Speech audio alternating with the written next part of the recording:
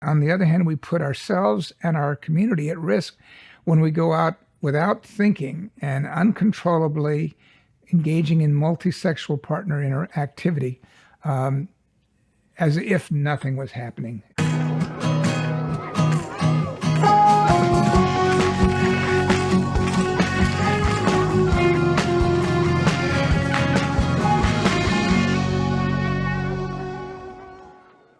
Hi, this is Mike Balaban. Welcome to another episode of BAMMER Talks.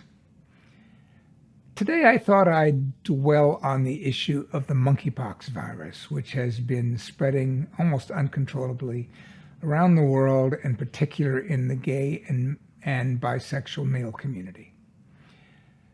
You know, there are parallels between this and the AIDS epidemic 40 years ago, which I lived through.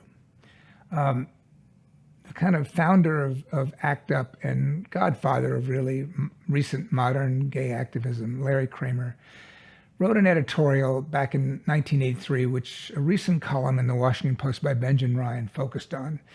And in it, Larry Kramer really upbraided the government for its failure to address the crisis, to give funding to research for drugs to improve the lives of those who had contracted AIDS, etc. And in this instance, like back then, the government has failed at giving us adequate information about prevention and treatment and really, how we deal with getting it under control. And so we kind of have to take it upon ourselves as gay men, the way we did 40 years ago, to educate us, to think about advising each other on changes in our behavior that may help get the disease in better control. But it's really hard to do because the risk we run is of stigmatizing gay men who've spent decades fighting for the right to have sex and feeling entitled to that, on the one hand. On the other hand, we put ourselves and our community at risk when we go out without thinking and uncontrollably engaging in multi-sexual partner interactivity, as if nothing was happening that was dangerous. While we don't have the scourge of deaths that were common to AIDS 40 years ago, we have extreme amount of pain and scarring that do occur with monkeypox, and far too many men are getting it. And something like 95% of the world population that's contracted the disease, somewhere in the 20s or 30,000 so far as of a week ago, are men having sex with men. And that therefore puts on us a burden of trying to deal with the issue since the government isn't helping. What can we do? We can think about having fewer sexual partners for the time being, avoid sex parties, maybe contemplate monogamy for a while, and in the worst cases, be abstinent, abstain from having sex. I know how difficult that sounds like, particularly to a 25-year-old, and I'm a 70-year-old guy advising this.